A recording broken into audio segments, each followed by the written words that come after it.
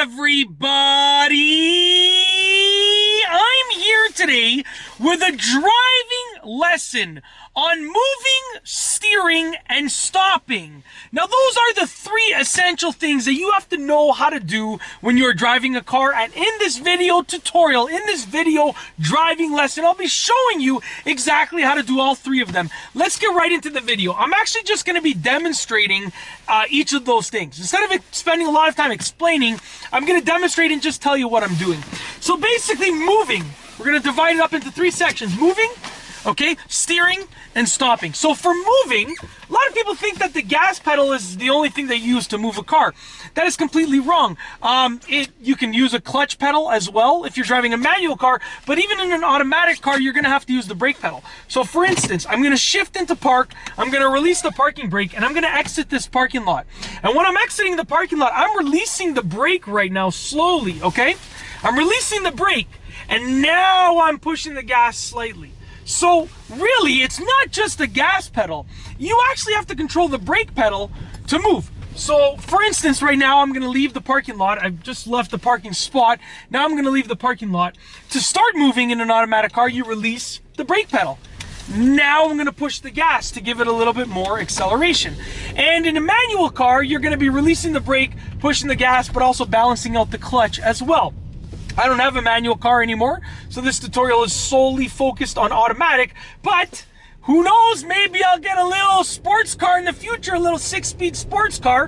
Hint, hint, just dropping a hint over there. I promise you one thing, when it does happen, hopefully in the future, I will be making tons of manual driving videos as well. Tons more, because I already have tons from the past. Okay, so from a stop sign, I am now going to release the brake and push the gas. Hey, easy, Tiger. I was here first. I have the right of way. Sorry, someone was just trying to butt in front of me in that stop sign intersection there. Okay, so when you push the gas, the key factor is to push it smoothly, okay? Very, very smoothly, okay? So essentially, also, even if I'm going fast and I want to continue moving, I'm pushing the brake, but I'm still moving. I'm not coming to a stop yet. Let's say you're slowing down for a turn. I'm going to approach a, what I'll do is I'll turn, there's a turn all the way up ahead. I'll get there quickly. There's a turn up ahead that doesn't have a stop sign. And essentially, I'm going to be pushing the brake and then taking the turn while still moving and then accelerating again. So even the brake pedal is absolutely important when it comes to moving the car. So that's the last thing I'll demonstrate for the moving aspect.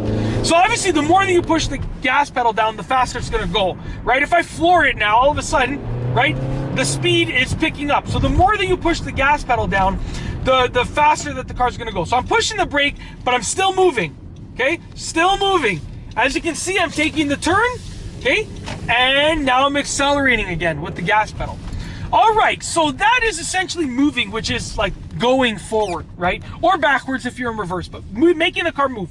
The second aspect that I want to talk about and demonstrate is actually steering, okay? Now, steering is essentially when you turn the steering wheel. I mean, I probably don't have to say that, but you never know. Some people might not know it, so I figured I'd say it anyways. When you turn the steering wheel, you're steering the car. You're making the car go in a different direction. If you turn it towards the left, the car will go towards the left. You turn it towards the right, the car will go towards the right. Pretty straightforward and simple. The more that you turn the wheel, the more that your car will turn. So if I turn left here, if I turn the wheel a little bit, I'm gonna make a very wide turn. If I turn the wheel a lot more, I'm gonna make a much sharper turn. Okay, simple and straightforward. There are essentially three different ways to turn the steering wheel. The first one is hand over hand steering, which is essentially when you do, and I'll do them each very quickly. Hand over hand is essentially when you turn the wheel with one hand, and this hand goes over, under, over. Well, 1 second. I don't want to hit the car over here. So what I'll do is I'll actually do a 3-point turn with hand over hand steering, okay? If you've been a fan of my channel for a long time, you know, like, my videos are like one take, no rehearsal. You just get what you get. That's what it comes down to. All right, hand over hand. So check this out. This hand is turning the wheel. This hand goes over, under, okay? We're gonna wait till this truck passes, and then we're gonna go with our 3-point turn. We'll do 3-point turns for each of the types of steering, okay? All right, good to go. Holding the wheel here. Now you'll see I'll do hand over hand a little bit faster in reverse, just like that, okay? Just like that. Okay? And then we're going to go and drive a little bit faster. Just like that. Hand over hand is very useful for steering the car quickly. We're going to pull over once again. Now we're going to do the push-pull method. For push-pull, essentially what you're doing is one hand is going to be sliding the wheel down. The other hand is going to be sliding along the wheel without gripping it to grab at the bottom. Then you switch. Now this hand will be turning the wheel. This hand just slides across. Grip. So you're essentially sliding the wheel like that. You're alternating which hand is gripping the wheel. Left, right, or right, left, whatever the case is. All right, so we're going to do push-pull method. Okay? Let's go ahead. Let's make this turn. Now, this is a very useful method simply because, yes, I'm filming on your street. Someone's been staring at me out the window for the last 2 minutes. Yes, I am making videos on your street. I apologize. It is what it is. Hand over hand, the push-pull method is great because your hands aren't crossing over. Okay? Very, very useful. In terms of not having your hands cross over, however, I personally find that it doesn't offer me as much control as hand over hand, and it's a little bit slower. The third and last steering method that I will outline for this video is going to be one-handed steering. Now, for one-handed steering, essentially what you want to do, get your hand, press it against the wheel, and turn the wheel like that. You're literally just pushing your hand against the wheel, just like this. So we're going to go ahead.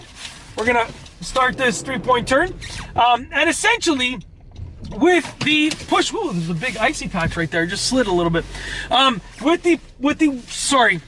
the one-handed steering, I'm getting all mixed up here. With the one-handed steering, you can actually grip the wheel at the top. So you can steer and grip the wheel at the top with your whole hand, okay? So essentially with steering, the more that you turn the wheel, the more that the car is going to turn. Very simple. And you need to steer all the time. Even when you're driving straight, believe it or not, you need to steer the car. Because if I don't steer at all, like, I'm not going to do this, because if I don't steer at all, I'm going to literally go into that sign. So even when you're driving straight, you got to steer, because there's slopes on the streets. The streets themselves probably aren't even 100% straight and blah, blah, blah. Okay, last but not least is stopping. Now for stopping, essentially you're going to be using the brake pedal. The more that you push on the brake pedal, the harder that you're going to stop. You want to have consistent force, consistent speed with how much you're pushing the brake pedal. And here's a quick tip: plant your heel on the ground and use that as a leverage point. So instead of going like this to brake, you're just going like this. Very simple, okay? It makes it easier to brake properly. Also, if you're driving a manual car, you can most definitely downshift, or even an automatic car that allows you to downshift. You can downshift, which will slow the car down, okay? Very simple and straightforward. So we are actually going to be driving right now, and I'm just going to come to a stop a few times, pushing the brake. I'm applying just a little bit of pressure, okay? Coming to a stop. Once again, we're going to drive, and I'm going to push the brake a little bit less this time. So I'm pushing it less. As you can see, it takes much longer to stop, okay? And then this time, I'm going to push the brakes significantly. So we're going to drive, and we're going to push the brakes significantly, okay? So we're driving. We're not going to slam the brakes, right? But I'm going to push the brake a good amount right over here. Now, obviously, that is called your braking distance, how long it takes you to stop, and you have to estimate your braking distance properly.